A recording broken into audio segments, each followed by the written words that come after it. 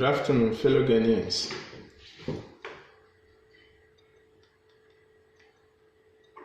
Today, there is something I want to share with you as a Ghanaian citizen. And I just want to say something that is so important to our future. And I hope a lot of you will pay attention to what I'm saying. I know it's very difficult getting enough data, internet data, to listen to a lot of information overload on the internet and everywhere. However, it pays to have knowledge, it pays to learn, it pays to get ideas that will help you lead your life. Now, this is very important to me, and I get so emotional when I'm talking about these issues. So if I get so emotional and I overlook the key points, please forgive me for that. And over the course of this video, I'm going to try to make sure I do a series of videos to try to let people know how I feel about our country, Ghana. Now, the first question that I want to ask you, my dear friends, Ghanaians, is this. Do you want a better Ghana? Do you? Do you want a better Ghana? Do you want your life to be better? I bet you do, just as I do. If you do, then we have a serious journey to go. We have a very, very serious and a long way to go. Why am I saying this? I'm going to say this because of today's agenda. And I have titled it Reclaim Ghana Agenda. Reclaim Ghana Agenda. Now, somebody will ask, who are you reclaiming Ghana from? And why do you want people to reclaim Ghana? It's a genuine question. And how? Now, the only way we can reclaim Ghana from the evils that I'm going to discuss is through radical attitudinal change. Attitudinal change that is going to transform our nation for good and forever. For our children, for our progenies, from the generation unborn, to benefit through the actions of me and you as individuals. Now, the question that I asked is, who are we reclaiming Ghana from? We are going to reclaim Ghana from our own people who we term as leaders. These people called leaders are so corrupt, crook, and criminals such that Ghana, they have wrecked the country. They have brought the country into its own knees. Why? Why should that happen? I term this as triple C cankers. The corrupt, the crook, and the criminals. The triple C canker that is eating away our country, Ghana. It's pathetic. Serious pathetic. Now, I don't know even where to start. I don't even know where to start. But I will mention to you the group of people that are practicing this triple C canker: corruption, crooks, and criminality. These are so-called the leaders, and I'll start number one. People who are practicing these corrupt practices, civil servants. People will be surprised that I haven't mentioned politicians. I'm going to talk about it. But civil servants. The civil service is the largest employer of the country. The people who work for the government, the people who work to be paid by the state, are all civil service. And they are everywhere. They are in the health industry, they are in the security industry, police, soldiers, they are in the judicial service, they are in the educational system, they are in the health service, they are in the lands commission, they are in the forestry commission. everywhere. Every single aspect of our country is run by civil servant, public workers. What do these people do? Almost everybody in a position that they have to use to help the nation is so corrupt that they don't even think of the nation. They first think of how am I going to milk this country to put into my pockets. I'm a decoy orgasm.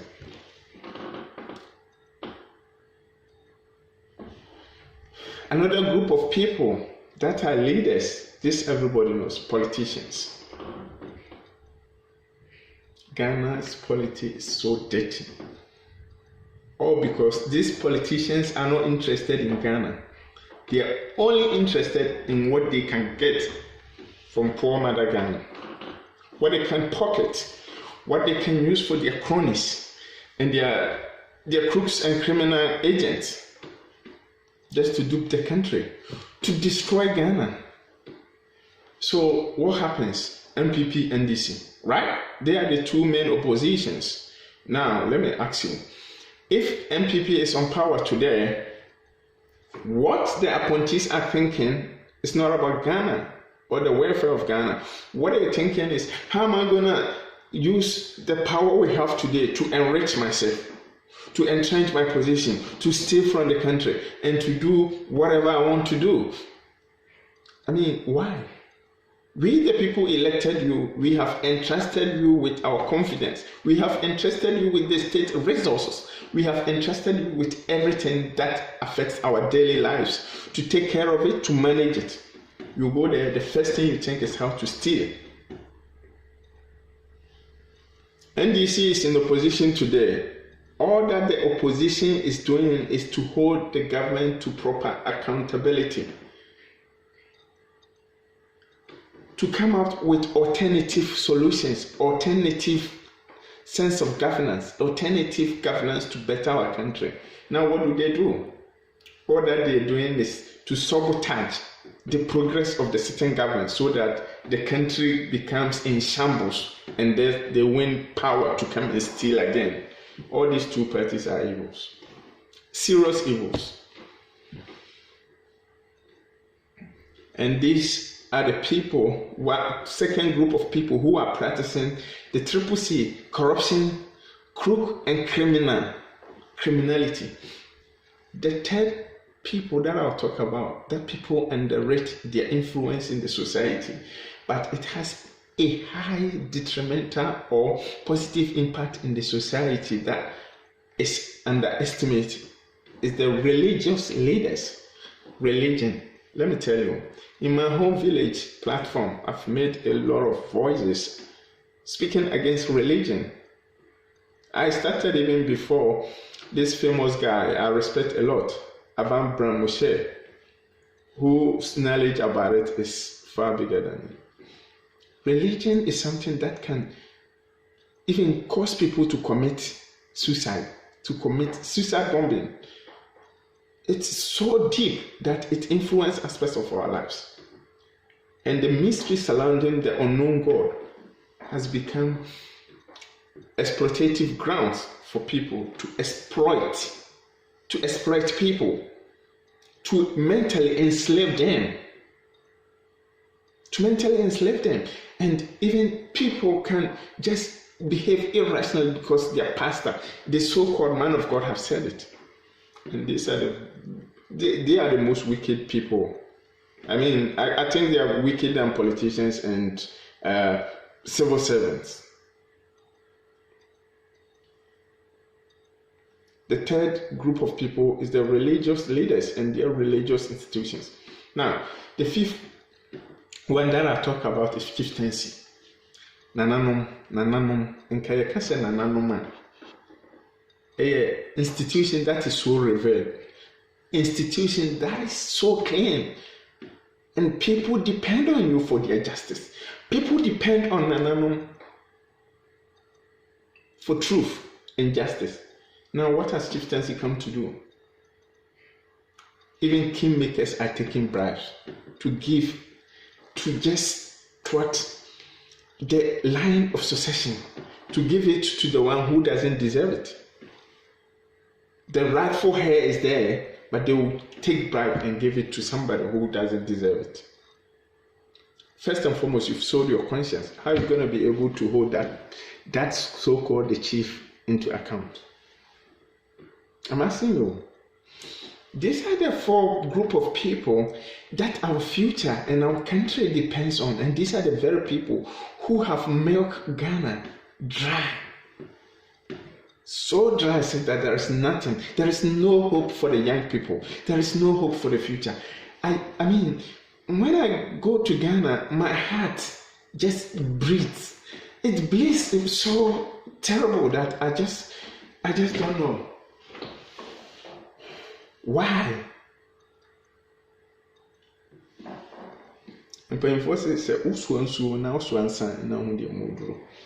Before I go on to discuss further, I want us to reflect. When we were in school, some of the doctrines that we recited, and they were meant to shape our lives. They were meant to shape us as workers. They were meant to shape us as adults. They were meant to shape us as selfless servants, patriotic people to the nation.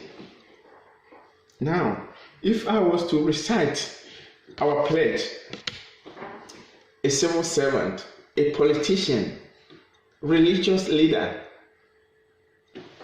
the chief, Nanano, every day I want you to remember the pledge that we promised our country. We said, I promise on my honor to be faithful and loyal to Ghana, my motherland. I pledge myself to the service of Ghana with all my strength and with all my heart. Are you doing that? Civil servant, are you doing that? You are using taxpayers' money. You are using taxpayers' money to hijack the development of the country, the very country that pays you, that feeds you. You are strangling Ghana to death. Politicians, you're strangling Ghana to death. Religious leaders, you're so corrupt that you've made the significance of God in this society lose its value. Nanamo, the revered institution that is so powerful has lost its value. Why? Just because you want corrupt money to put into your pocket. Because you want to get money that you did not work for it. You did not sweat for it. And in doing so, you've thwarted the development of our country. You guys have just milked Ghana so dry that nothing is left for the children of the future. There is nothing left. Why?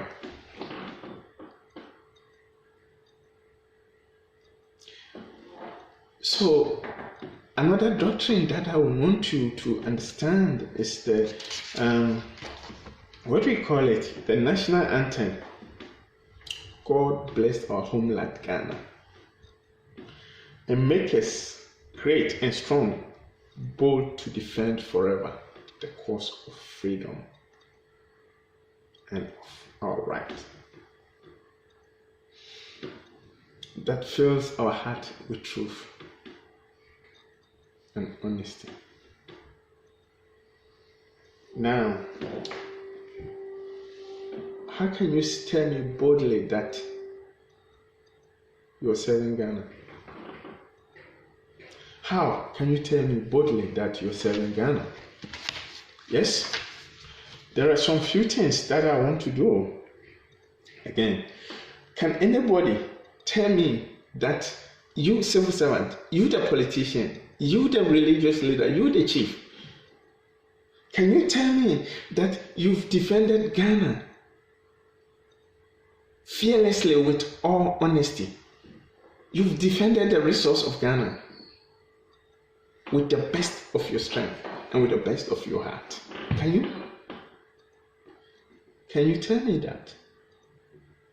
It's a shame to all of us for doing these things to the country that our forefathers toiled with their blood, for all of us to do our best and make the country prosperous. A country that we can be proud of. A country that the people behind us, our progenies, the young ones, can be proud of.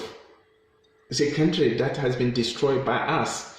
I cannot see any generation that has done so much evil to its own country than us, the present day Ghanaians. The present day Ghanaians. How did you get it so wrong? How?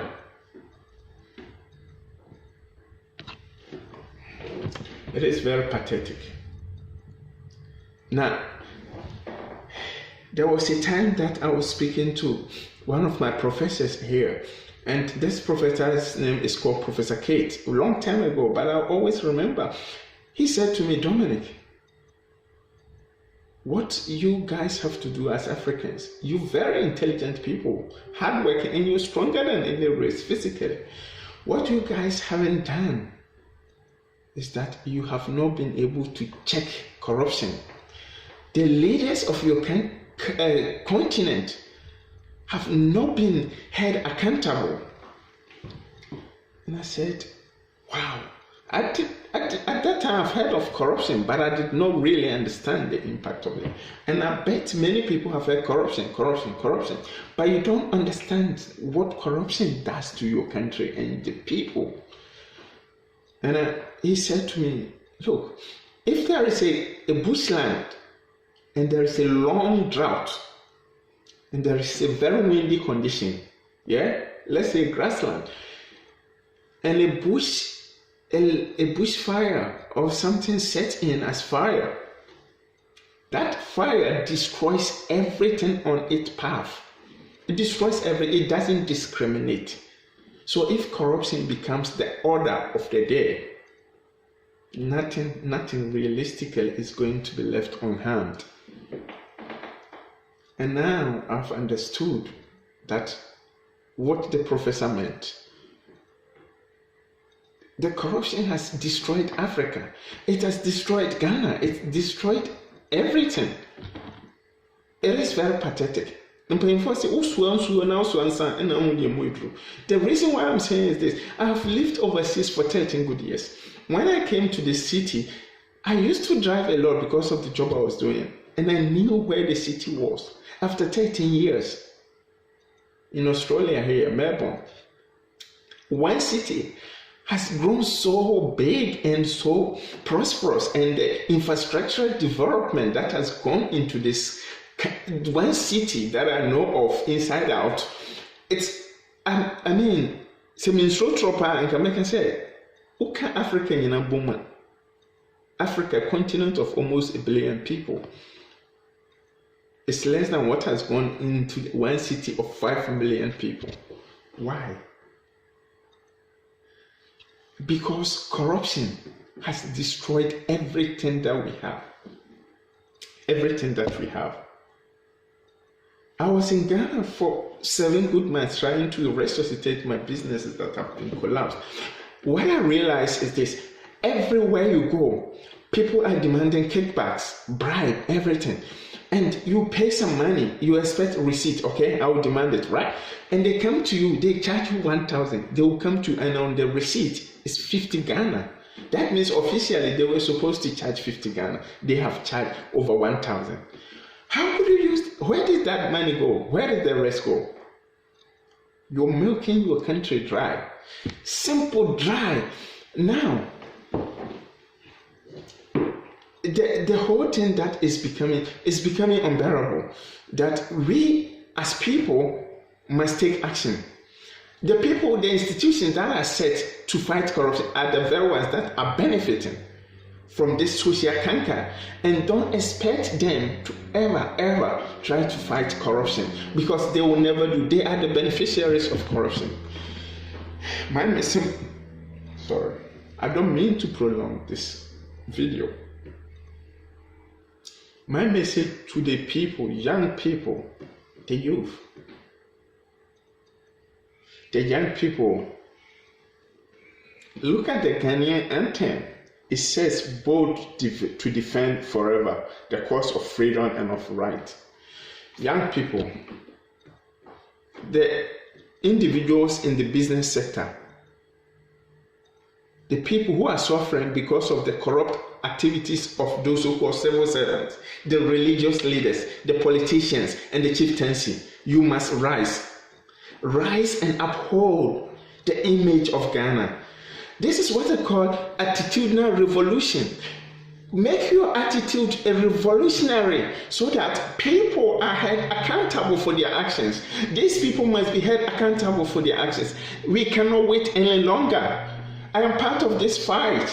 I don't care whether I have a citizenship in another country or I can live here forever. I vote, I do everything. Ghana is my homeland and I'm coming back to fight just as everybody, just as you. We're going to fight these people with all that we have because they are destroying the future of our country, and we cannot sit aloof for these people to destroy everything that our ancestors fought for.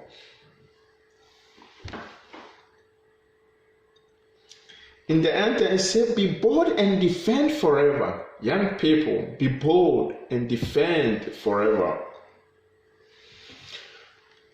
When you defend, you fill your heart with sense of achievement because you have stood up against the people who are destroying our country. They have destroyed this country to a very terrible point. Again, coming back to what my professor told me, Professor K, he said that, Dominic, but there is hope for Africa. Why is it hope?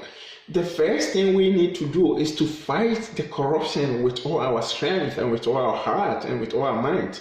And when we do, it is just like that bushfire that destroyed everything on its path. If we fight, the rain will come, and when the rain comes, everything will be rejuvenated. It's a renewable resource. They will grow back if we protect it properly. If we protect everything properly, then they will regrow back and get it back. So what we need to do now is to make sure that we fight this corruption with all the love breath of our life. And when we do, and we try to sustain the fight, and we try to hold everybody accountable, we try to hold every leader accountable and make sure that they know that their position is not their birthright. It is something that has been bequeathed unto them to take care of the state resources, and it's not for them to come and serve on the state resources for their personal gains while we sit aloof. We will not do that. And for that matter, Ghana has a future. Africa has a future that we must protect, a future that we must fight for. In the global stage, Africa is a shame. In the global stage, I'm African, I'm a Ghanaian. Nobody asks me here and I say I'm Australian or this. I am a Ghanaian. Whoever asks me anywhere, I'm a Ghanaian first. And I'm African. And that is why I've taken this. I've started this fight. It's a series of fights. But one thing that I want us to understand that I would like to end with, I don't want to prolong this. It's a first of the series of a lot. So what I want to do is here to tell you to have few recommendations for you. And this is more about the fight. Who is supposed to reclaim Ghana? The second part of it, who is supposed to reclaim Ghana? The reclaim of Ghana is the duty for all of us. If you believe you are not so corrupt, even if you are corrupt, from today, please change. Otherwise, we will hold you accountable. We will come after you. We will be small and narcissists. We will fight. You have cell phones with cameras. Capture everything that this corrupt civil servant, corrupt politicians, corrupt religious leaders, and some of them, capture them, question them, put them on the spot, ask them if they give you a receipt that says 50 cedis and it is you paid 1,000 Ghana cedis. Ask them why, where is it going? Ask them questions, put them on the spot. Please Do this for your own future. You're not doing it for anybody. You're doing it for yourself and your future. Otherwise, you will live to regret one day when you fail to take action about your own future. Trust me, you will. You have to understand, these people are paid by the sweat of your parents, the sweat of your fathers, the sweat of everybody. And they are the ones who are using their position to kill the country, the very country that feeds them. And by enforcing if you do no, yanka. The hand that feels you, you don't bite it. You've bitten everything. Mama told us I'm find any last one before I start other series. A chromium in the war and a chrono Pesi kasipa I was an chrono so now a pesi and so yet now chrono obiaya say okay and so now I can you be manage akusi say and so beton and the kroba akode and she say oh modie yin na modie adwuma kama and a chromi de etoso me second chrono and she say oh modie and the omuye ni say and so no sa eswa ntibia e dey bia fie bia benya one bucket no more use enti ukwaje ana ya take check for accountability okay enti aba say omunim se nsuo beto da achi de na ohen board wura na eho mabunu nyina kogu wura omu ye adwuma I prepared the land for the rainy season and some people were entrusted to look after the limited water resources that is left so that they ration it. You know what they did?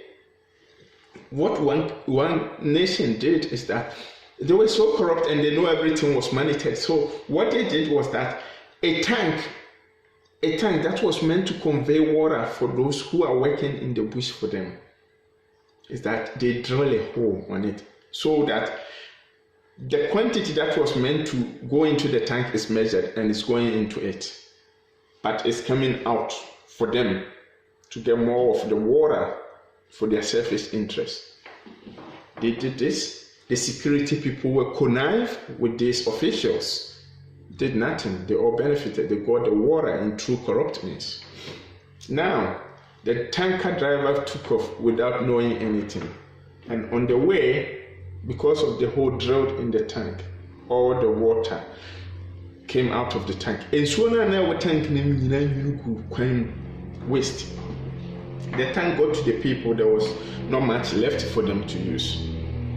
The consequence of that, the people who were working for them in future all got dead. They died because of the corrupt activity. And then when the rain came in, they too did not have food. Those who were corrupt didn't have food. And the country, the nation that adhered by every single measure put in place by the king, survived the difficulty. And those who did not survive here became their slaves because they went begging them for food. And they said, you had yours to protect, you did not. So for us to give you anything, you have to relinquish your land to us. There was no mercy. And they had to do because of hunger. Now, can you imagine what corruption has led them to? Corruption has led them to. Maybe you benefited a few buckets of water, but the rest got drained on the way. This is what corruption does. It is not like you maximize the utilization of the resources. You only get small benefit out of it. The rest goes down the drain. Nothing. It goes down the drain, just like this tank of water that I've told you. Ladies and gentlemen, I'm not going to waste your time too much for today. This is going to be a series of videos. And pardon me, maybe my language has been dominated by English. I'm going to make sure my next one, I speak the tree I know. Me tree, and I become the American. And the American question is, do you want a better Ghana? Do you want a better Ghana as I started? Please. It's not individual fight. It's for all of us. You cannot sit down and think, say, and then Akufo-Addo will fight this fight for you. The corruption is so big and so deep. There is no single person that will be able to fight. Anas cannot fight it. Kennedy Japan cannot fight it alone. Who else? Captain Smart cannot fight it alone. The people like Kwesi Nyantakyi and the rest, there are so many thousands and millions of them in Ghana. What happened in GFA, that Kwesi Nyantakyi's name, Kwesi Nyantakyi, and all those things, it's a tip of an iceberg. There is deeper rooted corruption in all areas of the public service than the politicians that we focus our attention on. Please, I want you to understand this fight is not for any individual. Every single person that you want your future to be good, you need to be part of this fight. You need to roll your sleeves and fight every single evil, corrupt people that are in Ghana. Together we will make the difference. Together we will stand. Together we will protect Ghana. Together we will reclaim our country from these evildoers, the corrupt, the crooks, and the criminals that are suffering this country bare. Right? With all due respect, I want to acknowledge some few people that I think are doing a very good job, and also advise people. This guy, his name is called Avram Ben Moshe, who has been exposing the evils of religion in the society. I take my hat to the guy, because people have hidden behind the unknown of God to defraud society to the level that is not cool. It is not cool. Mr. Avram Ben Moshe, I take my hat to you. You are doing a very good job. You're not saying there is no God. There is God, we all believe. But people have used God's name, the mystery of God, to actually exploit others to the no-nonsense level. It's just, when we say God, because it's a spiritual thing, it's a belief, and nobody can testify. There is no empirical evidence about God. So everybody, even the mad people like Obinim, they're all using God's name to dupe society, and people are following them because they don't know. Lack of knowledge, my people perish. You're perishing. Thank you, Avram Ben Moshe. Mr. Anas, Mitufu. Your work is so important to Ghanaians that please don't preach virtue and practice vice. What Kennedy Japan is saying, we're going to be watching you as well. You can't be preaching virtue and you're using your position to corrupt people. Your position is so important, and I take my hat to you for taking the risk in the first place to do all these things. Your life is in danger, but you've done it. My advice to you is that please stay away from the influence. The very people you're catching, people are saying that you're using baiting and entrapment. That's not baiting and entrapment. Whoever has a position of influence or controlling resources will be tempted just as you tempted them. You'll be tempted, and when they are tempted, are they able to resist the temptation? If they can't resist your temptation, then they can't resist any temptation. They will take everything. So I take my hat to you that you've brought this to Ghanaians' attention. And for that reason, the stage is set for everybody who can fight, who wants to contribute to Ghana, to come on board. Let's join forces and use this platform that Anas, Avram Ben Moshe, even Kennedy Japan. That guy, a lot of people are insulting him. Of course, he's been doing certain things that are not right, but trying to prevent Anas from showing the video. But he's also exposing people and telling Anas that you are the watchman, you will be watched. We will not sit down for you to use your skills to dupe the nation. This is what we will do. And lastly, I want you to understand, this country, Australia, here we are. The amount of resources that they spend to fight corruption, and corruption is nothing here. The amount of resources they put in to fight corruption, you won't believe it. And anybody who is caught, the smallest of corruption, is dealt with drastically, disproportionately punished. Because if they don't do that, it's going to be a canker that will eat their society. They know it. No wonder they put all their resources into that to fight those corrupt people. Next time, I'll give you a lot of examples, and let me tell you here, a premier of the most powerful state. We are in the federal system, and the state is big. New South Wales is the biggest state. A premier. Somebody gave me a bottle of wine when he was declaring, because if you are in any position, you have to declare every gift that you take from your position. He forgot to declare, and he lost his job as a premier. The premier is so, because in the federal system in Nigeria, it's a governor of the state. The governor of the state lost his job because of a bottle of wine. A premier in this state that I live in, he was so popular and so powerful. His name was Steve Braggs. His son did drink driving. Drink driving is an offense here. He resigned out of that because it's a discredit to his family that he did not bring his child up very well. A speaker of parliament that, like Professor Michael Quay, was going for a party function. She was late, and she rented a private jet. You know, they have these private helicopters, and so she had to pay $5,000. And when it came to the public that he used public money, he was going for a state function. They said that was disproportionate to what she was meant to spend. A whole speaker of parliament was impeached because of that. Listen, these people take every single corruption seriously. In the policing system, they have what we call anti-corruption unit in the police, because they know that the position of people can be influenced, and they have the watchdogs everywhere. This is what we must do as Ghanaians. We must watch everybody's action. Everybody who is in the position that can be influenced must be watched. So I like Kennedy Japan's part of the watchman must be watched. It's true, everybody must be watched, but I think the way he went about it was very pathetic. Ladies and gentlemen, I salute you as Ghanaians. We have future. Our nation demands your devotion. Let us all unite. Uphold Mother Ghana and make her great and strong. I salute you.